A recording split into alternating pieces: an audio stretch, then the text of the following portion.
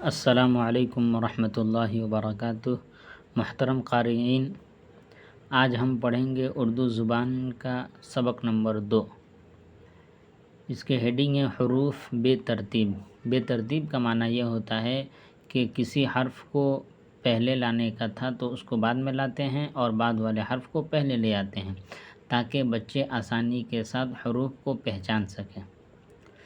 تو ہم اسے شروع کرتے ہیں۔ سب سے پہلا حرف ہے قاف، لام، صاد، نون، یہ، چے، عین، پے، میم، کھے، واو، زال، شین، فے، الف،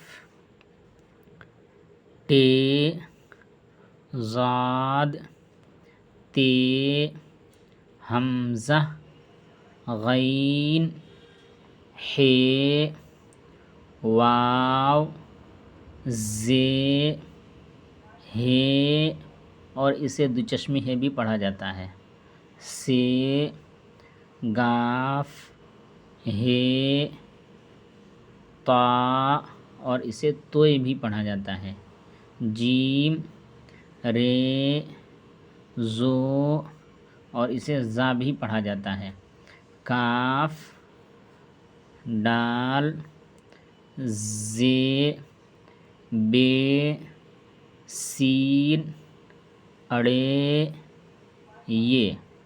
اگر آپ اس کو بار بار پڑھیں گے اور بار بار سنیں گے تو انشاءاللہ تعالی آپ کو اردو پڑھنا آ جائے گا، لیکن اس کے لیے شرط یہ ہے کہ آپ اس کو بار بار دیکھیے اور بار بار پڑھیے۔ ایک مرتبہ ویڈیو دیکھیے اور اسے پڑھیے۔